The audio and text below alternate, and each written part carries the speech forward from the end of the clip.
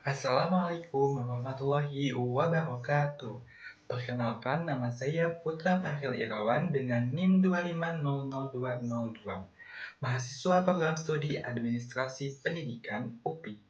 Pada video pembelajaran kali ini, saya akan membahas topik peran stakeholder dalam model perencanaan pendidikan partisipatif untuk meningkatkan mutu pendidikan nasional. Tujuan pembelajaran dari video ini adalah: pertama, menjelaskan konsep dasar perencanaan pendidikan partisipatif. Kedua, mengidentifikasi peran stakeholder dalam perencanaan pendidikan. Dan ketiga, menganalisis penerapannya melalui contoh kasus nyata di sekolah, khususnya dalam konteks kebijakan merdeka belajar dan transformasi digital. Topik ini penting karena perencanaan pendidikan saat ini tidak hanya menekankan aspek administratif, tetapi juga partisipasi data dan kolaborasi lintas pihak. Pertama, kita masuk ke konsep perencanaan pendidikan partisipatif. Perencanaan pendidikan partisipatif adalah pendekatan perencanaan yang melibatkan berbagai pihak yang berkepentingan atau stakeholder dalam proses pengambilan keputusan pendidikan. Menurut Gafar pada tahun 1987, perencanaan pendidikan yang baik harus memperhatikan aspirasi masyarakat agar rencana yang disusun memiliki legitimasi sosial dan dapat dilaksanakan secara berkelanjutan. Stakeholder pendidikan dapat diklasifikasikan menjadi stakeholder internal dan stakeholder eksternal. Stakeholder internal meliputi kepala sekolah, guru, tenaga kependidikan, dan peserta didik. Kepala sekolah berperan sebagai pengambil keputusan strategis dan koordinator perencanaan. Guru berperan sebagai perancang teknis pembelajaran yang memahami kebutuhan peserta didik secara langsung. Peserta didik menjadi subjek utama yang kebutuhannya harus menjadi dasar dalam perencanaan. Sementara itu, stakeholder eksternal meliputi orang tua atau komite sekolah, masyarakat, pemerintah daerah, serta dunia usaha dan industri. Orang tua berperan dalam memberikan masukan terkait kebutuhan dan dukungan sumber daya. Masyarakat dan dunia usaha berkontribusi dalam penyediaan peluang pengembangan kompetensi serta relevansi pendidikan dengan kebutuhan dunia kerja. Pemerintah berperan dalam regulasi, pembinaan, dan pengawasan agar perencanaan sejalan dengan kebijakan nasional.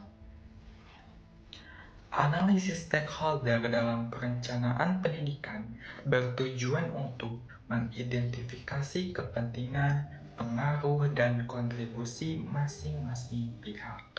Melalui analisis ini, sekolah dapat menentukan bentuk pelibatan yang tepat, sehingga tidak terjadi dominasi satu pihak dan proses perencanaan berjalan secara kolaboratif.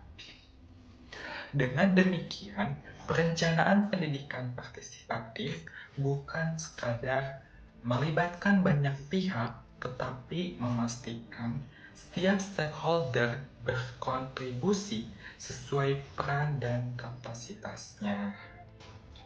Sebagai contoh penerapan analisis stakeholder dalam perencanaan pendidikan, sebuah sekolah menengah menerapkan pendekatan merdeka belajar yang menekankan otonomi sekolah dan partisipasi berbagai pihak dalam pengambilan keputusannya.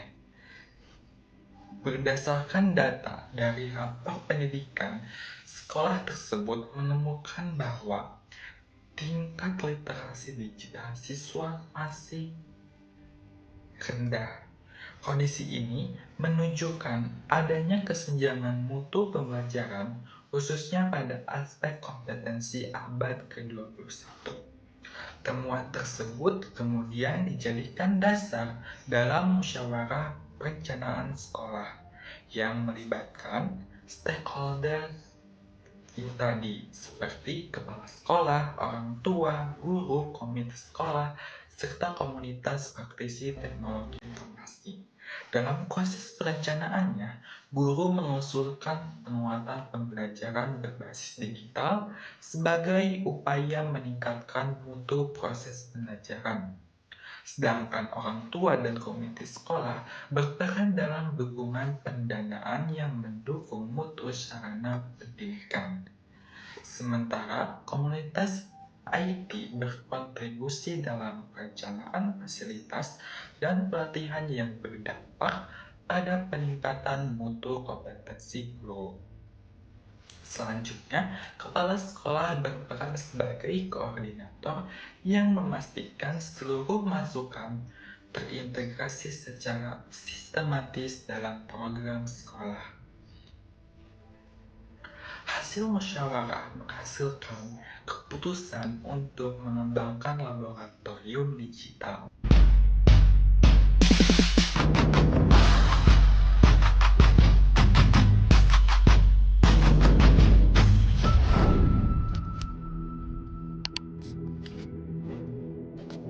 Selamat datang di Laboratorium Digital Governance, program studi Ilmu Administrasi Negara, FISIP Unismu Makassar. Di ruang ini, teori dan praktik menumbuhkan cara pandang baru tentang bagaimana teknologi informasi memperkuat tata kelola pemerintahan yang transparan, efisien, akuntabel, dan partisipatif. Fasilitas laboratorium mendukung proses pembelajaran end-to-end, dari perancangan solusi, pengujian prototipe, hingga refleksi kebijakan. Pendekatan ini menumbuhkan literasi digital, kemampuan analisis kebijakan, perancangan layanan publik, serta etos profesional yang berlandaskan integritas dan kebermanfaatan. Sarana prasarana, kegiatan akademik, dan peran strategis laboratorium dalam meningkatkan mutu pendidikan, penelitian, dan pengabdian kepada masyarakat. Dari kampus untuk negeri, mewujudkan governance yang cerdas dan berintegritas. Yang dirancang sesuai kebutuhan pembelajaran. Program ini berdampak pada peningkatan mutu input pendidikan melalui penyediaan sarana, mutu proses melalui pembelajaran digital yang lebih interaktif, serta mutu output berupa peningkatan literasi digital siswa. Dengan demikian, perencanaan pendidikan partisipatif melalui analisis stakeholder tidak hanya menghasilkan program yang relevan, tetapi juga secara nyata meningkatkan mutu pendidikan sekolah. Kasus ini menunjukkan bahwa pelibatan stakeholder yang tepat mampu menghubungkan kebijakan Merdeka Belajar dengan peningkatan kualitas pembelajaran di satuan pendidikan.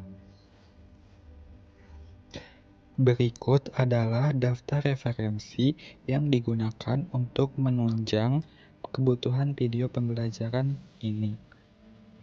Sebagai penutup, analisis stakeholder merupakan kunci dalam perencanaan pendidikan partisipatif untuk meningkatkan mutu pendidikan. Pelibatan seperti guru, orang tua, dan pihak pendukung memungkinkan sekolah merancang program yang relevan dan berdampak langsung pada kualitas pembelajaran. Sejalan dengan prinsip Merdeka Belajar, oleh karena itu, perencanaan pendidikan perlu dilakukan secara kolaboratif atau kerjasama dan berorientasi pada mutu pembelajaran. Sudahkah sekolah menjadikan analisis stakeholder sebagai dasar utama dalam perencanaan pendidikan? Terima kasih dari saya. Mohon maaf apabila ada kesalahan. Wabillahi taufiq wal hidayah. Wassalamualaikum warahmatullahi wabarakatuh.